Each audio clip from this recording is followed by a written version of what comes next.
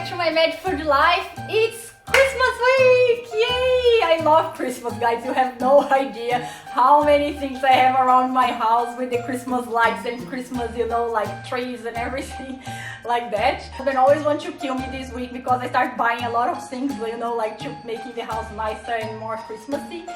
So about the recipe today, I'm gonna make for you a jigsaw Christmas tree. It's very nice and cute for you to put in little bags and give for your friends.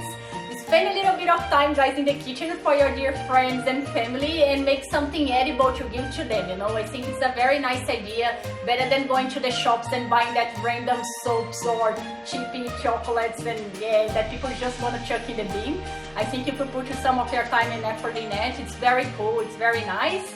So let's make this tree today. The only thing that you're gonna need, apart from the ingredients of the recipe, you need to make this Christmas tree template. That's actually is gonna help you to cut the cookie, and these lines here that you're seeing, it's the lines that we are gonna cut to make the shape of the jigsaws and everything. Yeah, so I hope you like the recipe. Let's start working.